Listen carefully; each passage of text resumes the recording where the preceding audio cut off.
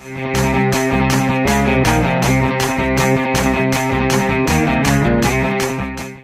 ಪ್ರಸಾದ್, ಈಗ Kashmir to Kanyakumari cycle ಯಾನ ಹೇಗಿತ್ತು ಎಕ್ಸ್ಪೀರಿಯನ್ಸ್? ಫಸ್ಟ್ ಟೈಮ್ ಹೋದಾಗ ತುಂಬಾನೇ ಹೆದರಿಕೆ ಆಗ್ತಿತ್ತು. ಯಾಕಂದ್ರೆ ಸೋಲೋ ಅಂದ್ರೆ ಯಾವುದೇ ಸೋಲೋ ಅಂದ್ರೆ ಸೋಲೋನೇ ಏಕಾಂಗಿ ಆಗಿ ಹೋಗುದು. ಹೆಚ್ಚಿನವ್ರು ಹೋಗ್ತಾರೆ ಬ್ಯಾಕಪ್ ಅನ್ನ ತಗೊಂಡು, ಅಂದ್ರೆ ಒಂದು ಗಾಡಿ ಇರುತ್ತೆ, ಒಂದು ಆಂಬುಲೆನ್ಸ್ ಇರುತ್ತೆ, ತೊಂದರೆ ಆದ ಅದರಲ್ಲಿ ಸೈಕಲ್ ತೊಂದರೆ ಆದ್ರೆ ಸೈಕಲ್ ನ ಅದರಲ್ಲಿ ಹಾಕೊಂಡು ಸ್ವಲ್ಪ ದೂರ ಹೋಗಿ ರಿಪೇರ್ ಮಾಡ್ಕೊಂಡು ಹೋಗ್ತಾರೆ. ಆದ್ರೆ ನಾನು ಫಸ್ಟ್ ಸಲ ಹೋದಾಗಲೂ ಕೂಡ ಏಕಾಂಗಿ ಆಗಿದ್ದೆ, ಸೋಲೋ ಆಗಿದ್ದೆ. ಸೆಕೆಂಡ್ ಟೈಮ್ ಹೋದಾಗಲೂ ಕೂಡ ಸೋಲೋ ಆಗಿದೆ. ಫಸ್ಟ್ ಟೈಮ್ ಹೋದಾಗ ಒಂದು ಹೆದರಿಕೆ ಆಗ್ತಿತ್ತು, ಹೆಂಗಾಗುತ್ತೋ, ಜನರಿಗೆ ವರ್ತಿಸ್ತಾರೋ, ಅಂದ್ರೆ ಸಪೋರ್ಟಿಂಗ್ ಸಿಗುತ್ತೆ. ಆದ್ರೂ ಕೂಡ ಒಳ್ಳೆ ರೀತಿಯಲ್ಲಿ ಸಪೋರ್ಟ್ ಬಂತು. ಒಂದು 60 ದಿನದ ಯಾತ್ರೆಯಲ್ಲಿ ಒಳ್ಳೆ ಸಪೋರ್ಟ್ ಸಿಕ್ತು. ಆದ್ರೂ ಕೂಡ ಪರವಾಗಿಲ್ಲ. ಮತ್ತೆ ಇದಾದ ನಂತರ ನಾನು ಸೆಕೆಂಡ್ ಟೈಮ್ ಒಂದ್ಸಲ ಸ್ವಲ್ಪ ಡಿಫರೆಂಟ್ ಆಗಿ ಮಾಡ್ಬೇಕು ರೈಡ್ ಅನ್ನ. ಅಂದ್ರೆ ಏನಾದ್ರು ದಾಖಲೆ ಮಾಡ್ಬೇಕು, ಜನರಿಗೆ ಗೊತ್ತಾಗ್ಬೇಕು. ಯಾಕಂದ್ರೆ ಫಸ್ಟ್ ಟೈಮ್ ಹೋದಾಗ ಅಷ್ಟೊಂದು ಜನರಿಗೆ ಗೊತ್ತಾಗಿರ್ಲಿಲ್ಲ ನಾನು ಯಾವ ರೀತಿ ರೈಡ್ ಮಾಡಿದ್ದೀನಿ ಅಂತ. ಜನರಿಗೆ ಊರಿಗೆಲ್ಲ ಗೊತ್ತಿತ್ತು, ಜಾಸ್ತಿ ಗೊತ್ತಿಲ್ಲ. ಆದ್ರೆ ಒಂದು ಜನರನ್ನು ಗುರುತಿಸುದು ಯಾವ ರೀತಿ ಅಂದ್ರೆ ಒಂದು ದಾಖಲೆ ಆದಾಗ, ಒಬ್ಬ ಪರ್ಸನ್ ಯಾವ ರೀತಿ ಹೇಗಿದ್ದಾನಂದ್ರೆ ದಾಖಲೆ ಆದಾಗ ಅದು ಗೊತ್ತಾಗೋದು, ಈ ಹುಡುಗ ಈ ರೀತಿ ದಾಖಲೆನ ಮಾಡಿದ್ದಾನೆ. 2 times ಕೂಡ it was a record. 2 times is what a record. First time ಅಂದ್ರೆ ರೆಕಾರ್ಡ್ ಆಗಿರ್ಲಿಲ್ಲ, ಅದು ಎಲ್ಲರೂ ಕೂಡ ಹೋಗ್ತಾರೆ. ಈಗ ಇಲ್ಲಿ ನಮ್ಮ ಕರ್ನಾಟಕದಲ್ಲಿ ಯಾರಿಲ್ಲ ಅಂತ, ನೀವು ಮಹಾರಾಷ್ಟ್ರ ಕಡೆ ಹೋದ್ರೆ ಪ್ರತಿಯೊಂದು ಮನೆಯಲ್ಲೂ ಕೂಡ ಸೈಕ್ಲಿಸ್ಟ್ ಇದ್ದಾರೆ. ಕಾಶ್ಮೀರ ಟು ಕನ್ಯಾಕುಮಾರಿ ಹೌದು. ಕರ್ನಾಟಕದಲ್ಲಿ ಅಂದ್ರೆ ದಕ್ಷಿಣ ಕನ್ನಡ ಜಿಲ್ಲೆಯಲ್ಲಿ ನಾನೊಂದು. ಯಾಕಂದ್ರೆ ಇದಕ್ಕಿಂತ ಮುಂಚೆ ಒಬ್ಬ ಆದರ್ಶ್ ಕುಮಾರ್ ಫ್ರಮ್ ಹುಬ್ಳಿಯಿಂದ ಒಬ್ರು ಮಾಡಿದ್ದಾರೆ. ಅವರ ಬಗ್ಗೆ ಅಷ್ಟು ಇನ್ಫಾರ್ಮೇಶನ್ ಗೊತ್ತಿಲ್ಲ. ಅವರೊಬ್ರು ಮಾಡಿದ್ದಾರೆ ಕಾಶ್ಮೀರ ಟು ಕನ್ಯಾಕುಮಾರಿ. ಅವರು ಕೂಡ ಎಷ್ಟು ಕಮ್ಮಿ ದಿನದಲ್ಲೇ ಮಾಡಿರೋದು. ಅದು ಕೂಡ ಪರವಾಗಿಲ್ಲ. ಆದ್ರೆ ಸೆಕೆಂಡ್ ಟೈಮ್ ನಾನು ಮಾಡುವಾಗ ಸ್ವಲ್ಪ ಡಿಫರೆಂಟ್ ಆಗಿ ಮಾಡ್ಬೇಕು, ಒಂದು ರೆಕಾರ್ಡ್ ಅಟೆಂಡ್ ಮಾಡ್ಬೇಕಂತ ಒಂದು ಪ್ಲಾನ್ ಅನ್ನು ಹಾಕೊಂಡು. ಪ್ರಿಪರೇಷನ್ ಹೇಗಿತ್ತು ಓವರಾಲ್ ಪ್ರಿಪರೇಷನ್? ಯಾಕಂದ್ರೆ it's a long journey. I think it was 61 days, right?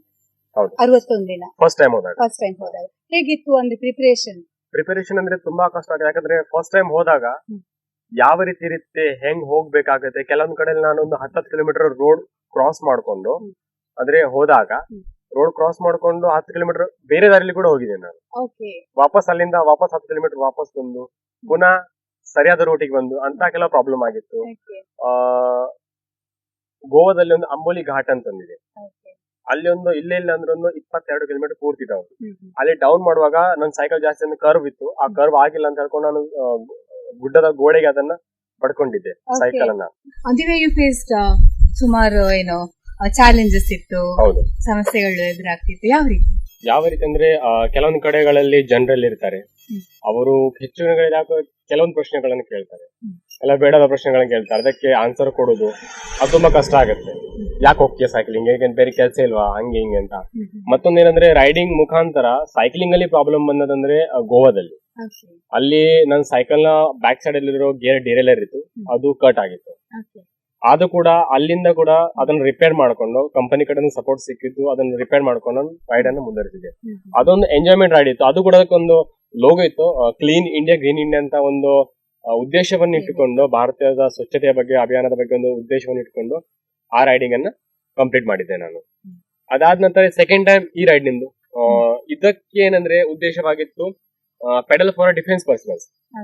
ಒಂದು ಭಾರತದ ಸೇನೆಗೆ ಒಂದು ಶ್ರದ್ಧಾಂಜಲಿ ಕೊಡುವಂತ ಒಂದು ಉದ್ದೇಶವಾಗಿತ್ತು. ಸೆಕೆಂಡ್ ಒನ್ ಏನಂದ್ರೆ ನಾನು ತುಳುನಾಡಿನವನು, ತುಳುನಾಡಲ್ಲಿ ಬೆಳೆದವನು, ತುಳುನಾಡಿನ ಬಗ್ಗೆ ತುಂಬಾ ಅಭಿಮಾನ ಇದೆ. ತುಳುನಾಡಿನ ತುಳು ಒಂದು ಲ್ಯಾಂಗ್ವೇಜ್ ಅನ್ನು, ಒಂದು ಭಾಷೆಯನ್ನು ಸಂವಿಧಾನದ 8ನೇ ಪರಿಚಯದಕ್ಕೆ ಒಂದು ಆಡ್ ಮಾಡ್ಬೇಕಂತ. ಅದಕ್ಕೋಸ್ಕರ ನಾನು ಈ ಸಲದ ರೈಡ್ ಅಲ್ಲಿ 19 ದಿನದ ರೈಡ್ ಅಲ್ಲಿ ತುಳುನಾಡಿನ ಧ್ವಜವನ್ನು ಪ್ರದರ್ಶಿಸುತ್ತಾ ಕಾಶ್ಮೀರ ಟು ಕನ್ಯಾಕುಮಾರಿಯಿಂದ ಫ್ಲಾಗ್ ಹಿಡ್ಕೊಂಡು ಆಲ್ ಓವರ್ ಹೋಗಿದ್ದೀರಿ.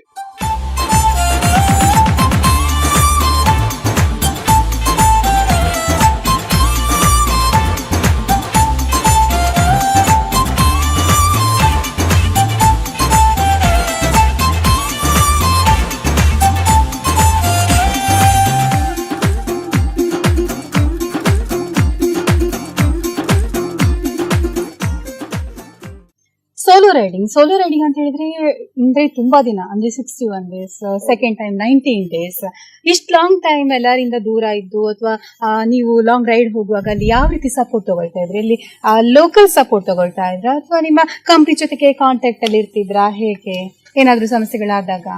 ಸಪೋರ್ಟ್ ಏನಂದ್ರೆ ಮೊದಲೇ ಪ್ರೀ ಪ್ರಿಪರೇಷನ್ ಆಗಿರುತ್ತೆ. ನಾನು ಉಳ್ಕೊಳ್ಳೋದೆಲ್ಲಿ, ಇವತ್ತು ಇಲ್ಲಿಂದ ಹಿಡಿದು ಎಲ್ಲಿವರೆಗೆ ಎಷ್ಟು ರೈಡ್ ಅನ್ನ ಮಾಡ್ಬೇಕು, ಎಷ್ಟು ರೈಡ್ ಅನ್ನ ಮಾಡ್ಬೇಕು, ಎಲ್ಲಿ ನಾನು ಉಳ್ಕೊಳ್ತೀನಿ ಆ ದಿನ, ಅಲ್ಲಿನ ಫ್ರೆಂಡ್ಸ್ ಯಾರಾದ್ರು ಇದ್ದಾರೆ ಅಕಾಮಿಡೇಷನ್ಗೆ, ಊಟಕ್ಕೆಲ್ಲ, ಹಂಗೆಲ್ಲ ಮೊದಲೇ ಪ್ರಿಪರೇಷನ್ ಆಗಿರುತ್ತೆ. ಮತ್ತೇನಾದ್ರು ಪ್ರಾಬ್ಲಮ್ ಆದ್ರೆ ಮಾತ್ರ ಪೂರ್ತಿ ಐಟ್ನರಿಯನ್ನು ಚೇಂಜ್ ಮಾಡ್ಕೋಬೇಕಾಗುತ್ತೆ. ಅಂದ್ರೆ ಎಲ್ಲಿಂದ ಎಲ್ಲ ಮಾಡಿದ ಒಂದು ಪ್ರಿಪರೇಷನ್ ಅನ್ನ ಅದೆಲ್ಲ ಕ್ಯಾನ್ಸಲ್ ಮಾಡ್ಕೊಳ್ಳಿ, ಹೊಸದೊಂದು ಪ್ರಿಪರೇಷನ್ ಅನ್ನ ಮಾಡ್ಕೋಬೇಕಾಗುತ್ತೆ. ಸಪೋರ್ಟ್ ಒಂದು ಎಲ್ಲಾ ಕಡೆಯಿಂದ ಸಿಗುತ್ತೆ. ತುಂಬಾ ಅಂದ್ರೆ ಹರಿಯಾಣದಲ್ಲಿ ಸ್ವಲ್ಪ ಹೆದರಿಕೆ ಆಗುತ್ತೆ, ಯಾಕಂದ್ರೆ ಹರಿಯಾಣದಲ್ಲಿ ಜನರು ಸರಿಯಾಗಿಲ್ಲ ಅಷ್ಟು, ಆ ಸ್ವಲ್ಪ ಪ್ರಾಬ್ಲಮ್ ಆಗುತ್ತೆ. ಅಡ್ವೆಂಚರ್ ಸ್ಪೋರ್ಟ್ಸ್ ಈಗ ಸೈಕ್ಲಿಂಗ್ ಇರ್ಬೋದು ಅಥವಾ ಟ್ರೆಕ್ಕಿಂಗ್, ನಿಮ್ಗೆ ಹೇಗೆ ಇಂಟ್ರೆಸ್ಟ್? ಅದು ಕೂಡ ನೆಲ್ಲಿಕಾರ್ ಅಂತ ಒಂದು ಏರಿಯಾ, ತುಂಬಾ ಇಂಟೀರಿಯರ್ ಪ್ರದೇಶ, ಇಲ್ಲೊಂದು ಬೆಳೆದು ಇಲ್ಲಿ ಓದ್ಬಿಟ್ಟು ನಿಮ್ಗೆ ಹೇಗೆ ಇಂಟ್ರೆಸ್ಟ್ ಬಂತು ಅಂತ? ಇಂಟ್ರೆಸ್ಟ್ ನಾನು ಮೊದಲಿಂದ ಒಂದು ಕನ್ಸಿದ್ದೊಂದು ಅನಿಮೇಟರ್ ಆಗ್ಬೇಕಂತ, 3D ಅನಿಮೇಟರ್. ಅದಕ್ಕೋಸ್ಕರ ಊರಿಂದ ನಾನು ಮುಂಬೈಗೆ ಹೋಗಿ ಅಲ್ಲಿ ಅನಿಮೇಷನ್ ಕೋರ್ಸ್ ಅನ್ನ ಮಾಡ್ಕೊಂಡೆ. ಕೋರ್ಸ್ ಅನ್ನ ಮಾಡ್ಕೊಂಡು ಅನಿಮೇಷನ್ ಜಾಬ್ ಅಲ್ಲಿ ಇದೆ ಮುಂಬೈಲಿ, ದಾದಾ ಸಾಹೇಬ್ ಫಿಲ್ಮ್ ಸಿಟಿಯಲ್ಲಿ. ಈಗ ಮಕ್ಕಳೆಲ್ಲ ಕಾರ್ಟೂನ್ ಎಲ್ಲ ನೋಡ್ತಾರೆ, ಮೋಟು ಪತ್ಲು ಅಂತ, ಅದ್ರಲ್ಲಿ ಒಂದು 2 ವರ್ಷ ಕೆಲಸ ಮಾಡಿದ್ದೆ. ಅಲ್ಲಿ ಕೆಲವೊಂದು ಮೂವೀಸ್ ಗಳಲ್ಲಿ 3D ಅನಿಮೇಟರ್ ಕೆಲಸ ಮಾಡಿದ್ದೆ.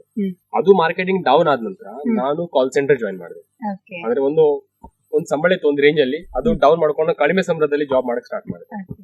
ಅಲ್ಲಿ ಕಾಲ್ ಸೆಂಟರ್ ನಿಮ್ಗೆ ಗೊತ್ತು, ಕಾಲ್ ಸೆಂಟರ್ ಅಂದ್ರೆ ದಿನ ಪೂರ್ತಿ ಕಂಪ್ಯೂಟರ್ ಮುಂದ್ಗಡೆ ಕೂತು ಸಾಕಾಗುತ್ತೆ. ಹೇಗೊಂದು ಮುಂಬೈಗಳಲ್ಲಿ ಒಂದು ಕೆಲವೊಂದು ಟ್ರೆಕ್ಸ್ ಇದೆ, ಅದನ್ನ ಮಾಡುವಂತ ಒಬ್ಬನೇ ಸೋಲೋ ಹೋಗ್ತಾ ಇದ್ದೆ.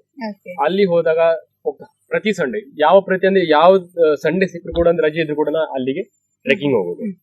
ಅದೇ ಪ್ರಕಾರವಾಗಿ ಅಲ್ಲಿ ಹೋದ ನಂತರ ಎಲ್ಲ ಜನರಲ್ಲೇ ಸಿಗ್ತಾರೆ ಟ್ರೆಕ್ಕಿಂಗ್ ಮಾಡೋದು, ಅಲ್ಲಿ ಕೂಡ ಬರ್ತದೆ. ಯಾಕಂದ್ರೆ ಮಹಾರಾಷ್ಟ್ರ ಜನರಿಗೆ ಅಡ್ವೆಂಚರ್ ಅಲ್ಲಿ ತುಂಬಾ ಇಂಟ್ರೆಸ್ಟ್. ಅಲ್ಲಿ ಹೋದಾಗ ಅಲ್ಲೇ ಜನರು ಏನ್ ಮಾಡ್ತಾರೆ, ನನ್ನ ನೋಡ್ತಾರೆ, ಹೇಳ್ತಾರೆ ನೀವು ಟ್ರೆಕ್ಕಿಂಗ್ ಯಾವಾಗ್ಲೂ ಕೂಡ ಬರ್ತೀಯಾ, ಹಂಗೆ ಹಿಂಗೆ, ಮತ್ತೆ ಕೆಲವೊಂದು ವಸ್ತುಗಳು ಹೇಳ್ತಾರೆ, ನೀವು ಈ ರೀತಿ ಕೋರ್ಸ್ ಮಾಡ್ಬೋದು. ಕೋರ್ಸ್ ಮಾಡೋಂದಾಗ ನಾನು ಎಣಿಸ್ತಿದ್ದೆ ಇದಕ್ಕೂ ಕೂಡ ಕೋರ್ಸ್ ಇದೆ ಅಂತ. ಸಿಗ ಏನಂತ ಹೇಳಿದ್ರೆ ಇದಕ್ಕೋಸ್ಕರ ಸೈಕ್ಲಿಂಗ್ ಇರ್ಬೋದು, ಟ್ರೆಕ್ಕಿಂಗ್, ಇದಕ್ಕೋಸ್ಕರ ಟ್ರೈನಿಂಗ್ ಸೆಂಟರ್ಸ್ ಇದೆ, ಕೋಚಿಂಗ್ಸ್ ಇದೆ. ಇದ್ರ ಬಗ್ಗೆ ಕೂಡ ಹೆಚ್ಚಿನ ಜನಕ್ಕೆ ಏನು ಗೊತ್ತಿಲ್ಲ ಅಂತ ಹೇಳ್ಬೋದು. ಇದ್ರ ಕಾಂಟ್ಯಾಕ್ಟ್ ಗೆ ನೀವು ಹೇಗ್ ಬಂದ್ರಿ ಅಂತ? ಅಂದ್ರೆ ಯಾರ್ದಾದ್ರು ಮೋಟಿವೇಶನ್ ಇತ್ತಾ, ಹೇಗೆ? ಮೋಟಿವೇಶನ್ ಅಂತ ಅಲ್ಲ, ಸೈಕ್ಲಿಂಗ್ ಗೋಸ್ಕರ ಅಂತ ಸೈಕ್ಲಿಂಗ್ ನಂತರ ಸ್ಟಾರ್ಟ್ ಮಾಡಿದ್ದು. ಫಸ್ಟ್ ಆಫ್ ಆಲ್ ನನ್ಗೆ ಇಂಟ್ರೆಸ್ಟ್ ಇದ್ದದ್ದು ಮೌಂಟೇನಿಯರಿಂಗ್, ಪರ್ವತಾರೋಹಣದಲ್ಲಿ. ಅದಕ್ಕೋಸ್ಕರ ಕೆಲವು ಜನರು ಹೇಳಿದ್ದು ಇಂಥ ಸೆಂಟರ್ಸ್ ಇದೆ ಮೌಂಟ್ ಅಬುದಲ್ಲಿ, ರಾಜಸ್ಥಾನದ ಮೌಂಟ್ ಅಬುದಲ್ಲಿ ಒಂದು, ಅದು ಪೂರ್ತಿ ಅರಾವಳಿ ರೇಂಜ್. ಅಂದ್ರೆ ನಮ್ಮ ಕುದುರೆಮುಖ ಸೈಡ್ ಅಲ್ಲಿ ವೆಸ್ಟರ್ನ್ ಘಾಟ್ಸ್ ಇದೆ, ಅದೇ ರೀತಿ ಗುಜರಾತ್ ಇಂದ ಹಿಡಿದು ರಾಜಸ್ಥಾನದವರೆಗೆ ಅರಾವಳಿ ರೇಂಜ್ ಇದೆ. ಅಲ್ಲಿ ಪೂರ್ತಿ ಬಂಡೆಗಲ್ಲಿದೆ. ಬಂಡೆಗಲ್ಲಲ್ಲಿ ರಾಕ್ ಕ್ಲೈಂಬಿಂಗ್ ಅಂತ ಕೋರ್ಸ್ ಅನ್ನ ಮಾಡಿಸ್ತಾರೆ ಅಲ್ಲಿ. ಆ ರಾಕ್ ಕ್ಲೈಂಬಿಂಗ್ ಕೋರ್ಸ್ ಮಾಡ್ಬೇಕಂತ ನಾನು ಇಂಟ್ರೆಸ್ಟ್ ತಗೊಂಡು ಅಲ್ಲಿಗೆ ಹೋದೆ. ಬೇಸಿಕ್ ಕೋರ್ಸ್ ಮಾಡಿದೆ, ಅಡ್ವಾನ್ಸ್ ಕೋರ್ಸ್ ಮಾಡಿದೆ, ಅದನ್ನ ಅಲ್ಲಿಂದ ಕೋಚಿಂಗ್ ಕೋರ್ಸ್ ಮಾಡಿದೆ. ಅಡ್ವಾನ್ಸ್ ಕೋರ್ಸ್ ಮಾಡ್ತಿರುವಾಗ ನನ್ನ ಅಡ್ವಾನ್ಸ್ ಬ್ಯಾಚ್ ಅಲ್ಲಿ 3 ಹುಡುಗರು ಬಂದಿದ್ದು, ಅವರು ಮೌಂಟೇನಿಯರಿಂಗ್ ಕೋರ್ಸ್ ಅನ್ನ ಮಾಡ್ಕೊಂಡು ಬಂದಿದ್ರು. ಅವರನ್ನ ರಾಕ್ ಕ್ಲೈಂಬಿಂಗ್ ಪರ್ಫಾರ್ಮೆನ್ಸ್ ಅನ್ನ ನೋಡ್ಕೊಂಡು ಹೇಳಿದ್ರು, ಒಳ್ಳೇದಾಗಿ ರಾಕ್ ಕ್ಲೈಂಬಿಂಗ್ ಮಾಡ್ತೇನೆ, ನೀನು ಮೌಂಟೇನಿಂಗ್ ಯಾಕೆ ಕೋರ್ಸ್ ಮಾಡಬಾರ್ದು? ನಾನ್ ಪುನಃ ಯೋಚನೆ ಮಾಡಿದೆ, ಅಂದ್ರೆ ಯಾವ ರೀತಿ ಮಾಡುದು, ಅಂದ್ರೆ ಇದ್ರ ಬಗ್ಗೆ ನಂಗೆ ರಾಕ್ ಕ್ಲೈಂಬಿಂಗ್ ಅಂತ ಗೊತ್ತಿರ್ಲಿಲ್ಲ. ಅದು ಗೊತ್ತಾದ ನಂತರ ಈಗ ಮೌಂಟೇನಿಯರಿಂಗ್ ಅಂತ ಗೊತ್ತಿಲ್ಲ ಏನಂತ. ಅದಕ್ಕೋಸ್ಕರ ಮೌಂಟೇನಿಂಗ್ ಏನಂತ ತಿಳ್ಕೊಳ್ಳೋದಕ್ಕೆ ಅವ್ರ ಹತ್ರ ಮಾತಾಡಿದೆ. ಅವ್ರು ಹೇಳಿದ್ರು ಹಿಂಗೆ ರಾಕ್ ಕ್ಲೈಂಬಿಂಗ್ ಬಂಡೆಗಲ್ಲ ಹತ್ತುದು, ಮೌಂಟೇನಿಯರಿಂಗ್ ಅಂದ್ರೆ ಅಲ್ಲಿ ಬಂಡೆ ಹತ್ತುದನ್ನ ಕಲಿಸ್ತಾರೆ. ನೆಕ್ಸ್ಟ್ ಏನಂದ್ರೆ ನೀವು ಪರ್ವತಾರೋಹಣ, ಪರ್ವತಾರೋಹಣದಲ್ಲಿ ಅಂದ್ರೆ ಐಸ್, ಬರ್ಫ ಇರೋ ಬೆಟ್ಟನ ಹತ್ತುದು. ಸಾಕಷ್ಟು ಚಾಲೆಂಜಸ್ ಇತ್ತು ಅಂತ ಹೇಳಿದ್ರಿ. ಸೊ ಅಲ್ಲಿ ಯಾವ ರೀತಿ ಫ್ರೆಂಡ್ಸ್ ಎಲ್ಲ ಆಗ್ತಿದ್ರು ನೀವು ಹೋಗುವಾಗ? ಯಾವ ರೀತಿ ಬೇರೆಯವ್ರನ್ನ ನೀವು ಫ್ರೆಂಡ್ಸ್ ಮಾಡ್ಕೊತಿದ್ರಿ, ಹೇಗೆ? ನನ್ನ ಪ್ರಕಾರ ಅಡ್ವೆಂಚರ್ ಫೀಲ್ಡ್ ಒಂದು ಕಮ್ಯುನಿಕೇಶನ್ ಫೀಲ್ಡ್. ಇಲ್ಲಿ ತುಂಬಾ ಫ್ರೆಂಡ್ಸ್ ಗಳಿರ್ತಾರೆ. ಯಾಕಂದ್ರೆ ಹೇಳ್ತಾರೆ ಅಂದ್ರೆ ಬೇರೆ ಬೇರೆ, ಈಗ ನಂಗೂ ಕೆಲವು ಹೇಳ್ತಾರೆ, ನೀನ್ ಎಲ್ಲೆಲ್ಲ ಇರ್ತೀಯಾ, ಊಟ ಎಲ್ಲ ಹೆಂಗ್ ಅಡ್ಜಸ್ಟ್ ಮಾಡ್ಕೊಳ್ತೆ ಇಲ್ಲಿ ಅವನು, ಮತ್ತೆ ಫ್ರೆಂಡ್ಸ್ ಎಲ್ಲ ತುಂಬಾ ಮಂದಿ ಇದ್ದಾರೆ, ಅಂದ್ರೆ ಯಾವ ರೀತಿ ಮಾಡ್ಕೊಳ್ಳಿ. ಯಾಕಂದ್ರೆ ಕೋರ್ಸಿಗೆ ಬರುವಂತವ್ರು, ನಾನೀಗ ಕರ್ನಾಟಕದ ಹುಡುಗನೇ ಬರ್ತಾ ಇಲ್ಲ ಅಲ್ಲಿ ಪ್ರತಿ ಒಂದು ರಾಜ್ಯದವರು ಕೂಡ ಬರ್ತಾರೆ. ಹಂಗೆ ಕೋರ್ಸ್ ಒಂದು ಮನೇಲಿದ್ದಾಗಿರ್ತೀವಿ, ಒಂದ್ ತಿಂಗಳ ಕೋರ್ಸ್ ಇರುತ್ತೆ. ಹಾಗೆ ಅಲ್ಲಿ ಎಲ್ರು ಕೂಡ ಫ್ರೆಂಡ್ಸ್ ಆಗ್ತಾರೆ, ನಂಬರ್ಸ್ ಎಲ್ಲ ಶೇರ್ ಆಗುತ್ತೆ, ಮತ್ತೆ ಮಾತಾಡ್ತೀವಿ. ನೆಕ್ಸ್ಟ್ ಟೈಮ್ ನಾನೀಗ ಸೈಕಲ್, ಈಗ ಅಲ್ಲಿಂದ ಫ್ರೆಂಡ್ಸ್ ಆದವರು, ಫಸ್ಟ್ ಆಫ್ ಆಲ್ ಅಂದ್ರೆ ಫಾರ್ ಎಕ್ಸಾಂಪಲ್ ನಂಗೆ ಗುಜರಾತ್ ಒಬ್ಬ ಹುಡುಗ ಫ್ರೆಂಡ್ ಆದ, ನಾನು ಇಲ್ಲಿಂದ ಸೈಕಲ್ ಮಾಡ್ಕೊಂಡು ಗುಜರಾತಿಗೆ ಹೋದೆ, ಉಳ್ಕೊಳ್ಳಿಕ್ಕೆ ಮನೆ ಇಲ್ಲ, ಅವನಿಗೊಂದು ಫೋನ್ ಮಾಡಿ ಅವ್ನು ಮನೆ ಕರ್ಕೊಳ್ತಾನೆ. ಆ ರೀತಿ ನೆಕ್ಸ್ಟ್ ಟೈಮ್ ಅವರು ಕರ್ನಾಟಕಕ್ಕೆ ಒಂದ್ ವೇಳೆ ಬಂದ್ರು ಅಕಾಮಿಡೇಷನ್ ಪ್ರೊವೈಡ್ ಮಾಡಿ, ಅವ್ರು ಹೇಳ್ತಾರೆ ನಾವು ನಿಮ್ ಊರಿಗೆ ಬರ್ತೀವಿ, ನಿಮ್ ಊರ್ ನೋಡ್ಬೇಕು, ಸೌತ್ ನೋಡ್ಬೇಕು. ಯಾಕಂದ್ರೆ ಆ ಕಡೆಯವರಿಗೆ ಸೌತ್ ಅಂದ್ರೆ ಗೊತ್ತು, ತುಂಬಾ ಒಳ್ಳೆ ಪ್ಲೇಸ್ ಅದು. ಅವ್ರು ಹೇಳ್ತಾರೆ ನಿಮ್ ಮನೆ ಬಂದು ಕೂತೀವಿ, ನೀವು ನಮ್ಮನ್ನ ತಿರುಗಾಡಿಸ್ಲಿಕ್ಕೆ ಕರ್ಕೊಂಡು ಹೋಗ್ಬೇಕಂತ. ಸರಿ ಓಕೆ ಅಂತ ಹೇಳ್ತೀವಿ ನಾವು ಕೂಡ. ಯಾಕಂದ್ರೆ ನಾವು ಕೂಡ ಕಮ್ಯುನಿಕೇಶನ್ ಫೀಲ್ಡ್ ಅಂತಾನೆ ಹೇಳ್ಬೋದು ನಾನು. ತುಂಬಾ ಎಂಜಾಯ್ ಮಾಡ್ತೀರಿ. ಈಗ ಯೂಶುವಲಿ ನಾವು ಕೊಡಂಚಿಕಲ್ಲು ಅಥವಾ ಜಮ್ಲಾಬಾದ್ ಪೋರ್ಟ್ಗೆಲ್ಲ ಹೋಗ್ತೀವಿ, ಇಲ್ಲಿ ಲೋಕಲ್ ನಾವು ಈ ತರ ನಾವು ಟ್ರೆಕ್ಕಿಂಗ್ ಹೋಗ್ತೀವಿ. ಈ ತರ ಟ್ರೆಕ್ಕಿಂಗ್ ಹೋಗೋದಕ್ಕೂ ಟ್ರೈನಿಂಗ್ ತಗೊಂಡು ಟ್ರೆಕ್ಕಿಂಗ್ ಅಥವಾ ಇದು ಏನು ರಾಕ್ ಕ್ಲೈಂಬಿಂಗ್ ಅಂತ ಹೇಳಿದ್ರೆ, ಸೊ ಆ ತರ ಹೋಗೋದಕ್ಕೂ ಏನ್ ಡಿಫ್ರೆನ್ಸ್ ಅಂತ? ನೋಡಿ, ನನ್ ಬಗ್ಗೆ ಹೇಳುದಾದ್ರೆ ನಾನು ಬಂಡೆಗಲ್ಲ ನಾನು ಮೊದ್ಲು ಕೂಡ ಹತ್ತಾ ಇದ್ದೆ. ನಮ್ಮ ಮನೆ ಹತ್ರ ಕೂಡ ತುಂಬಾ ಬಂಡೆಗಲ್ಲಿದೆ. ಆದ್ರೆ ಟೆಕ್ನಿಕಲಿ ಅಂತ ಒಂದು ವರ್ಡ್ ಇರುತ್ತೆ. ನೀವು ಯಾವ ರೀತಿ ಹತ್ತಿರ ಸರಿ. ಈಗ ನಾನು ಆ ಒಂದು ಬಂಡೆಗಲ್ ಇರುತ್ತೆ ಅಂದ್ಕೊಳ್ಳಿ, ಒಂದು 100 ಮೀಟರ್ ಬಂಡೆಗಲ್ಲಿದೆ. ಅದನ್ನು ಹತ್ತೋದಕ್ಕೆ ಫಸ್ಟ್ ಆಫ್ ಆಲ್ ಮೊದಲ ಸಲ ಹತ್ತುವಾಗ ಒಂದು ಅರ್ಧ ಗಂಟೆ ಹಿಡಿತಂದ ಅನ್ಕೊಳ್ಳಿ. ಆದ್ರೆ ಟೆಕ್ನಿಕಲ್ ಆದ ನಂತರ ಅದನ್ನ ನಾನು 5 ನಿಮಿಷದಲ್ಲಿ ಹತ್ತಿಬಹುದು. ಅಷ್ಟೊಂದು ಸ್ಪೀಡ್ ಆಗಿರುತ್ತೆ ಟೆಕ್ನಿಕಲ್ ಅಂದ್ರೆ.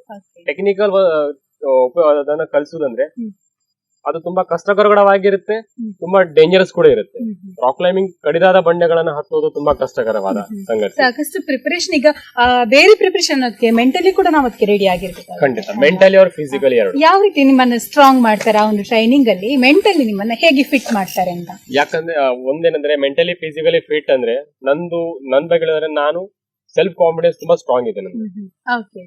ನನ್ ಒಂದೇ ಡ್ರೀಮ್. ನೆಕ್ಸ್ಟ್ ನಂದು ಸೈಕ್ಲಿಂಗ್ ಅಲ್ಲಿ ಮಾಡ್ತಾ ಇರ್ತೇನೆ ಹೆಚ್ಚಿನ ಸಾಧನೆಗಳನ್ನ. ಆದ್ರೆ ನನ್ನ ಮೇನ್ ಆಗಿ ಒಂದು ಡ್ರೀಮ್ ಇರುವುದು ಮೌಂಟ್ ಎವರೆಸ್ಟ್ ಅನ್ನ ಹತ್ತೋದು. ಯಾಕಂದ್ರೆ ಇಷ್ಟವರೆಗೆ ದಕ್ಷಿಣ ಕನ್ನಡ ಜಿಲ್ಲೆ ಯಾರು ಕೂಡ ಮೌಂಟ್ ಎವರೆಸ್ಟ್ ಅನ್ನ ಹತ್ತಿಲ್ಲ ನನ್ಗೆ ಗೊತ್ತಿರೋ ಪ್ರಕಾರ. ಅದಕ್ಕೋಸ್ಕರ ಟ್ರೈನಿಂಗ್ ಅನ್ನು ನಾನು ಕಂಪ್ಲೀಟ್ ಮಾಡ್ಕೊಂಡಿದ್ದೀನಿ. ಈಗ ಟ್ರೈನಿಂಗ್ ಅವಶ್ಯಕತೆ ಇಲ್ಲ, ಟ್ರೈನಿಂಗ್ ಕಂಪ್ಲೀಟ್ ಮಾಡಿದೀನಿ.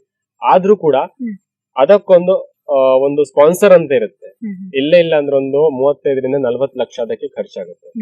ಅದಕ್ಕೋಸ್ಕರ ಒಂದೊಂದು ಸಾಧನೆಯನ್ನು ಮಾಡಿ ಸೈಕ್ಲಿಂಗ್ ಅಲ್ಲಿ ಯಾರಾದ್ರೂ ಗುರುತಿಸಿ ನನ್ಗೆ ಅಚೀವ್ಮೆಂಟ್ ಗೋಸ್ಕರ ನನಗೆ ಒಂದು ಸ್ಪಾನ್ಸರ್ ನ ಕೊಟ್ಟರೆ ಅದಕ್ಕೋಸ್ಕರ ಸೈಕ್ಲಿಂಗ್ ಅನ್ನ ಮಾಡ್ತಿರೋದು. ಸೌತ್ ಕೇಂದ್ರ ಕಡೆ ಯೂಶಲಿ ನಾವು ಕುಚ್ಚಲಕ್ಕಿ ಗಂಜಿ ಊಟ ಮಾಡ್ತೀವಿ, ನಮ್ದು ರೈಸ್ ಐಟಮ್ಸ್ ಜಾಸ್ತಿ. ಹೊರಗಡೆ ಎಲ್ಲ ಲಾಂಗ್ ಹೋದಾಗ ಬೇರೆ ತರದ ಫುಡ್. ಯಾವ ರೀತಿ ನಿಮ್ಮ ದೇಹಕ್ಕೆ ಅಡ್ಜಸ್ಟ್ ಆಗುತ್ತಾ ಅಥವಾ ಡಯಟ್ ಏನಾದ್ರೂ ಮೇಂಟೈನ್ ಮಾಡ್ತೀರಾ? ಇದೇ ರೀತಿ ಫುಡ್ ಇರ್ಬೇಕು, ನಾನು ಫಿಟ್ ಆಗಿರ್ಬೇಕಂತ ಹೇಳಿದ್ರೆ ಅದು ಕೂಡ ಇದಾಗುತ್ತೆ, ಕೌಂಟ್ ಆಗುತ್ತೆ, ಕರೆಕ್ಟ್? ಖಂಡಿತ. ಆದ್ರೆ ಮೊದಲನೇದಾಗಿ ನಿಜವಾಗ್ಲೂ ಹೇಳುದಾದ್ರೆ ಡಯಟ್ ಹೇಗ್ ಮಾಡ್ತಾರೆ ಅಂತ ನಂಗೆ ಗೊತ್ತಿಲ್ಲ. ಫಸ್ಟ್ ಆಫ್ ಆಲ್ ಆಗಿ ಹೇಳೋದಾದ್ರೆ, ಯಾಕಂದ್ರೆ ನಾನ್ ಎಲ್ಲವನ್ನ ತಿಂತೀನಿ, ಏನಿಲ್ಲ. ಏನ್ ಕೊಟ್ಟರು ತಿಂತೀನಿ, ಯಾವ ಟೈಮಲ್ಲಿ ಕೊಟ್ಟರು ತಿಂತೀನಿ. ಕೆಲವರು ಹೇಳ್ತಾರೆ ಇದು ತಿಂದ್ರೆ ಇದು ಪ್ರಾಬ್ಲಮ್ ಆಗುತ್ತೆ, ಆ ತಿಂದ್ರೆ ಪ್ರಾಬ್ಲಮ್ ಆಗುತ್ತೆ. ನಾನು ಅದನ್ನ ಒಪ್ಕೊಳ್ಳೋದಿಲ್ಲ ನನ್ ಪ್ರಕಾರವಾಗಿ. ಈಗ ಈ ಕಡೆ ನಮ್ದು ಗಂಜಿ ಊಟ ಎಲ್ಲ ಇದೆ, ಇಷ್ಟ ಆಗತ್ತೆ, ಕೆಲಸ ನೆನಪು ಕೂಡ ಆಗತ್ತೆ ಒಂದೊಂದು ವರ್ಷ ಹೊರಗಡೆ ಇದ್ದಾಗ. ಆದ್ರೆ ಹೊರಗಡೆ ಎಲ್ಲ ಹೋದಾಗ ಜಾಸ್ತಿ ಅಲ್ಲಿ ರೋಟಿ ಮತ್ತೆ ಸಬ್ಜಿ ಇರುತ್ತೆ. ಅದು ಕೂಡ ಅಲ್ಲಿ ಕೂಡ ಮ್ಯಾನೇಜ್ ಆಗುತ್ತೆ. ಕೆಲವು ಊರವರೆಲ್ಲ ಎಲ್ಲ ಫುಡ್ ಕೂಡ ಅಡ್ಜಸ್ಟ್ ಆಗ್ಬಿಟ್ಟಿದೆ. ಖಂಡಿತ ಖಂಡಿತ ಖಂಡಿತ ಎಲ್ಲಾನು ಇಷ್ಟಪಟ್ಟು ತಿಂತೀರಾ? ಖಂಡಿತ. ಸ್ಪೆಷಲಿ ಆಗಿ ನಾನ್ ವೆಜ್. ನಾನ್ ವೆಜ್ ಹೊರಗಡೆ ಫುಡ್ ನಿಮ್ಗೆ ಏನ್ ಇಷ್ಟ ಆಗುತ್ತೆ? ಹೊರಗಡೆ ಅಂದ್ರೆ ಜಾಸ್ತಿಯಾಗಿ ನಾನ್ ವೆಜ್ ತುಂಬಾ ಇಷ್ಟಪಡ್ತೀನಿ ನಾನು, ಮಂಗಳೂರಿನವರಾದ ಕಾರಣ. ಫಿಶ್ ತುಂಬಾ ಕಡಿಮೆ ಸಿಗುತ್ತೆ, ಹಂಗೆ ಸಿಗುತ್ತೆ. ಆದ್ರೆ ಮಂಗಳೂರಿನಷ್ಟು ಸಿಗುವಷ್ಟು ಅಷ್ಟೊಂದು ಇಷ್ಟವಾದ ಸಿಗಲ್ಲ ಇಲ್ಲಿ.